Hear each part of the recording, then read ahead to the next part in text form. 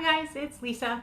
I just thought I'd pop in today to talk a little bit about routines versus schedules. So I know that at school they run very much on a clock. They run very much on a first we're going to do from 8:45 until 9 o'clock we have morning announcements, and then from 9 to 9:45 we're going to do English, and then from 9:45 until 10 o'clock or 10:30 we're going to do math, and then at 10:30 we'll have recess, and then at 10:45 we'll start on our science lesson, and then etc, etc, etc.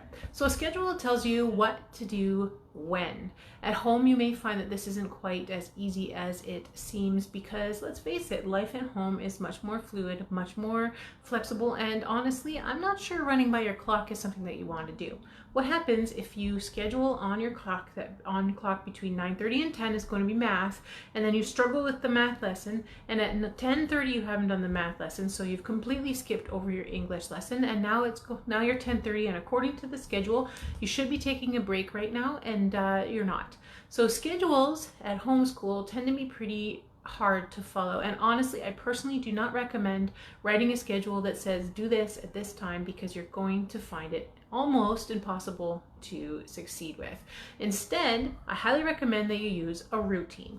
Now, routine doesn't mean that you don't have any particular plan for the day. It just means instead of living by the clock and having things so regimented that you have to complete things at a time, you know how things flow with the day. So for example, a routine in my house, and I call this the and then style of routine, we get up, and then we have breakfast, and then we do school, and then we do chores, and then we have lunch, and then we have free time. So we have an and then approach. Now we know what we have to accomplish within those gaps. We know that at school time is going to involve certain things. So there's going to be math, and there's going to be language, and there's going to be a topic of the day, and there's going to be spelling, for example. So in that flow of time, we complete the things that need to be done. But I don't have to start at 9 and be done by 11. It can take as long or as short as it needs to be. We just go to the next thing. We have this nice rhythm and flow without having the clock telling me that it's time to do something else instead. It allows for a much more peaceful and joyful experience, because you're not living your life to the regiment. You're not living your thing.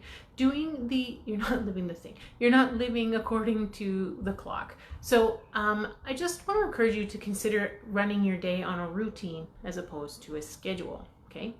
Now, in my house, we are pretty fluid. So we do have a little bit of time, and I talk a bit about time blocking in other situations that we do. But so in our house, my mornings are blocked off for school. So although on my calendar it says 9 a.m. to 12 a.m. is school and kid time, and I don't work during those times generally, and I don't do anything other than focus on the kids between those hours, and we do the flow of the day throughout that, I do have some kind of good rhythm and flow for the day.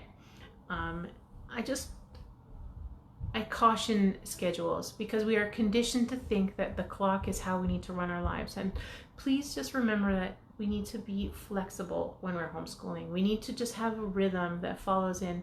If your rhythm isn't my rhythm, that's fine. But just think about how to run the day more on it, and then, and then, and then.